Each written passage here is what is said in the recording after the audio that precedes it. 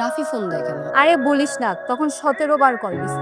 ধরে দেখ তো কি বলে। তোমার নেহা কোথায়? ও আমি তোমার সাথে কথা বলার জন্য ফোন দেই নাই। নেহাকে ফোনটা দাও। তুমি নেহার দিকে ফোনটা দাও। নেহা কি হচ্ছে এসব? নেহা ড্রাইভারকে এখন বলো গাড়ি ঘুরাইতে, আমি আসতেছি। নেহা আমি যেটা বলতেছি আমার কথা শোনো, আমি ওয়েট করতেছি, আমি দাঁড়ায় আছি, তুমি ড্রাইভারকে গাড়ি ঘুরাইতে বলো, আমি আসতেছি। নেহা প্লিজ একটা দিক সেদিক করবে না।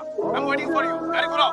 তোরা 4 নম্বর সেক্টর নিবাস জামান সাহেবের বড় কন্যা নেহা বিনতে জামানকে 10 লক্ষ টাকা দেনমো ধার্য করিয়া পার্থ মোহাম্মদ আবির হুসাইন বিবাহ করতে রাজি বলেন। মা আলহামদুলিল্লাহ কবুল। কবুলটা দিয়ে দিন। বল কবুল বল। কি হলো মা? কবুল বলো। বলো। কি হলো মা? বলো কবুল বলো। আরে ফেলো দেখো না ফেলো না কবুল বল। ওখানে এলো কবুল বলাচ্ছি। হ্যাঁ, এই যে নেন। হ্যাঁ, ওয়ালাইকুম আসসালাম। তুমি ভালো আছো? তোমার মেয়ে ভালো আছে? সবাই ভালো আছে? কি বললো তুমি? আমি কিন্তু বেরোলাম। আরে সকাল সকাল ফোন দিব না তো কি করবো? মেজাজটা আমার টং হয়ে রয়েছে। তোর ভাতিজা আবির কি করছে জানিস? সকাল সকাল উঠে দেখি বলছো হাওয়া। বিষয়টা হচ্ছে ছেলে মেয়েগুলো এখনকার ওদের মতো তো ওদের জীবনটা ভাবতে পার বোন রে। সকালবেলায় আর আগুন লাগা, তুই যত গ্যাস দিবি তত জ্বলবে। বিয়ে কি কোনো ফাজলামে জিনিস? আজকে তোকে একজনকে ভালো লাগবে, কালকে তুই তাকে বিয়ে করবে, পরশু তুই ছেড়ে দিবি। বিয়ে হচ্ছে একটা সামাজিক, একটা পবিত্র বন্ধন। আমার কিচ্ছু যায় আসে না। তোর কিছু যায় আসে না, কিন্তু আমাদের যায় আসে। আমি না বুঝে শুনে সিদ্ধান্ত নিচ্ছি। তোর বোঝাটা যদি ঠিক থাকতো তাহলে ঠিক ছিল। এইভাবে আমাকে ফোর্স করে কোনো লাভ নেই। আমি এই সংসার করব না, আমি ওখানে ফেরত যাব না। শুধরে যাও, যাবার সাথে শ্বশুর বাড়ি চলে যাও। আমি ফিরবো না ওখানে, আমি এই সংসার করব না। দেখ তোমাদেরকে বুঝাইতেই পারতেছি না, বলছ না আমি ওখানে সংসার করতে পারবো না, যাবো না, এখানে এই সংসার আমি করতে পারবো না।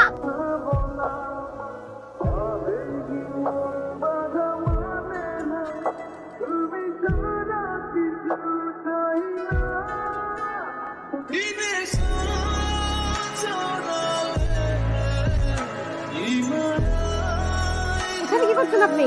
সরি, চোখ লেগে গেছে। চোখ লেগে গেছে, নিজের বাসায় যে ঘুমান, আপনাকে তো বলছি চলে যেতে। আম্মু কি চিল্লাচিল্লি কেন? মানে কি হয়েছে? লোক আমার রুমে ঢুকে গেছে কেন? হ্যাঁ? জামাই রুমে ঢুকবে না? এটা কি কোনো অদ্ভুত কথাবার্তা? আমি বলছি না, হ্যাঁ উনি বলছি না চলে যেতে, উনি কেন এখনো? হাজবেন্ডের বিয়ে করে তো একসঙ্গে থাকে, তার সামাজিক কিসে? তোমরা কেন বুঝতেছো না? জানো কি এখনো বুঝতে পারতেছি না, তবে আমি আরেকজনকে কিভাবে সংসার করবো?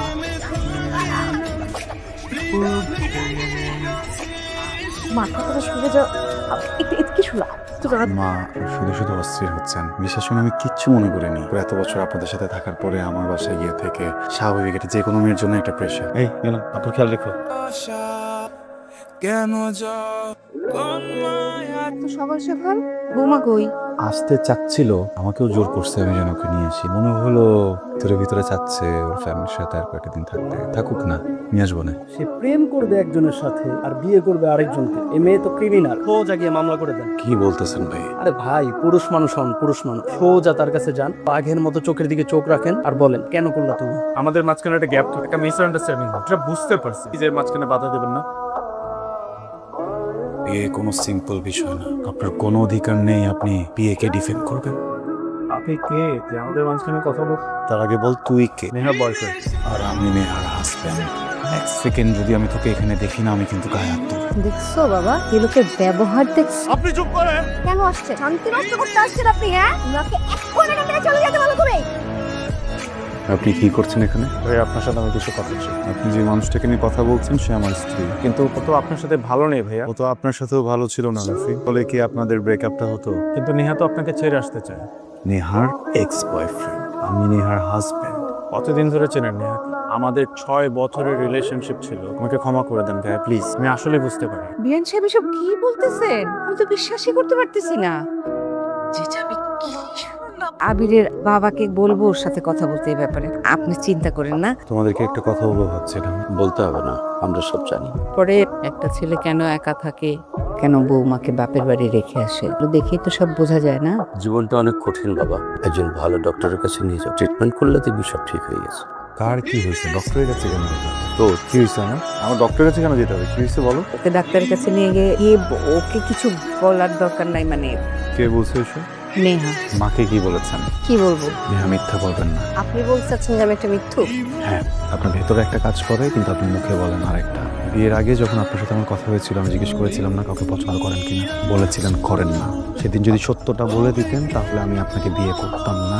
মিথ্যা বলে বিয়ে করে আমার লাইফটা হেল করে ফেলছেন। আপনি কে এটা আজকে জানবেন। আপনি একটু সেলফিশ, যে শুধু নিজেরটা ভাবে। আপনার নিজের স্বার্থের জন্য যদি পুরো পরিবারের গায়ে আগুন দিয়ে দিতে হয় না, আপনি দিয়ে দিবেন। একটা বড় ভাববেন না এ থেকে বাঁচবে বা কে মরবে। আপনার মতো একটা জঘন্য মানুষের সাথে, একটা নোংরা মানুষের সাথে আমিও সম্পর্ক রাখতে চাই না।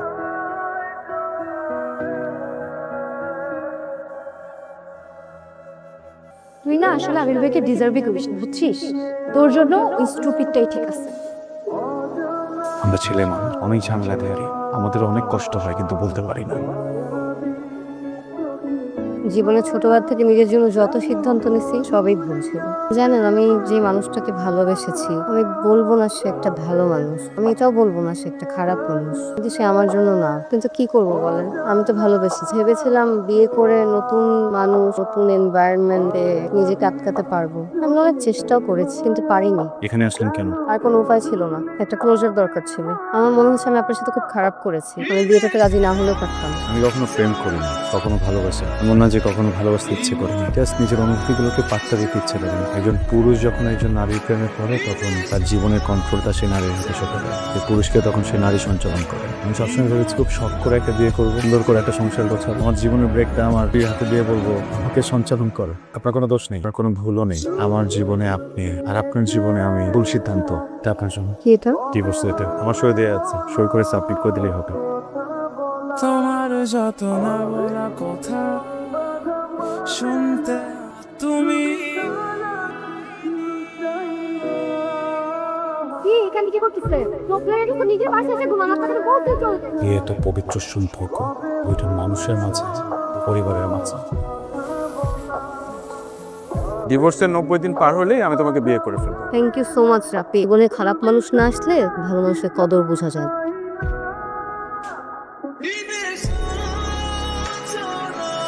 আসসালামু আলাইকুম আম্মা। ওয়ালাইকুম আসসালাম। আসসালামু আলাইকুম আব্বা। আবির কোথায়? আবিরের ফোন অফ, ফোন দিয়ে যাচ্ছি ফোন অফ। কি ব্যাপার? তোমাকে কখন থেকে ফোন দিচ্ছি? সকাল থেকে ফোন দিয়ে যাচ্ছি, তোমার ফোন অফ কেন? আমার কি এখানে একা একা আসার কথা? কেমন বলি তুমি? পাখি খাঁচায় ভরো না। যে পারে বনিতা আমি তারা ব্যবসা করেন, পাখি যদি উড়ে যেত? ছেড়ে দিতাম, গল্পের শেষ কি হতো? আমি হেরে যেতাম। তুমি প্রেমিক নাকি কচু? প্রেম করার সময় কোথায় দিল জীবন? এখন করবে? তাহলে কথা দাও, যতদিন খুশি বাঁচার পর আমার সাথেই মরবে।